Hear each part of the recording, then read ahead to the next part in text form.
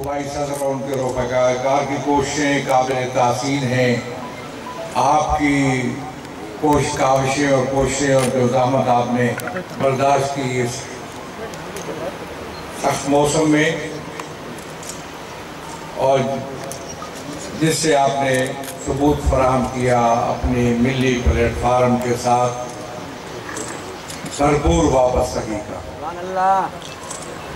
یہ وابستگی بنیاد بنے گی، بنیاد رہی، بنتی رہی اور آئندہ بھی بنے گی تشیع کی سرفرازی اور سربلندی کے لیے، عزاداری سید الشہداء کی فروغ و استحکام کے لیے، اور بنیادی انسانی حقوق کے خلاف ہونے والی سازشوں کی ناکامی کے لیے.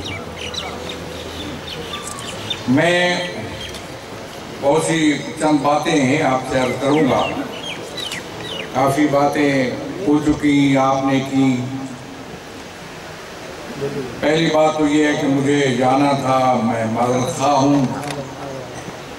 گھوڑکی کے میں مرحوم مخنو خان لاشاری کے حوالے سے میں ان سے معذرت کرتا ہوں اور اس کے لیے ان کے لیے دعائے مغفرت کرتا ہوں.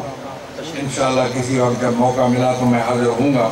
مجھے چونکہ صورتحال کچھ ایسی ہے کہ مجھے جلد واپس جانا ہے.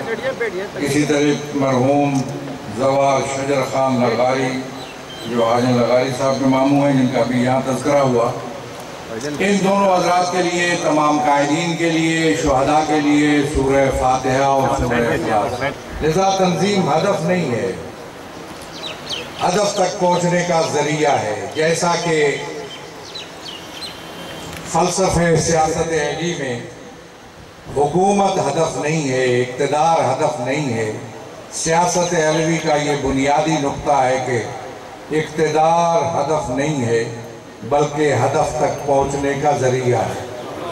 مروجہ سیاست میں ہے الہدف یبرر الوسیلہ، کہ ہدف تک پہنچنے کے لیے ہر ذریعہ اختیار کرنا جائز ہے. علی ابن ابی طالب کی سیاست میں یہ نہیں ہے کہ ہدف تک پہنچنے کے لیے بھی وسیلہ جائز ہونا چاہیے، ناجائز نہیں ہونا چاہیے. اور ایک دوسری بات، دو باتیں ہیں: وسیلہ ذریعہ ناجائز ہونا چاہیے ہدف تک پہنچنے کا، اور دوسری بات یہ ہے کہ اقتدار ہدف نہیں ہے بلکہ ہدف تک پہنچنے کا ذریعہ ہے. میں کئی مرتبہ بیان کر چکا، آپ اس کی تفصیل کسی اور وقت بیان کروں گا. اس لیے ضروری ہے کہ آپ،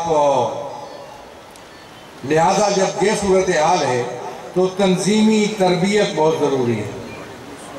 آپ کو پتہ ہے میں مختلف اوقات میں آپ کو 5 تربیتوں کی طرف متوجہ کر چکا ہوں.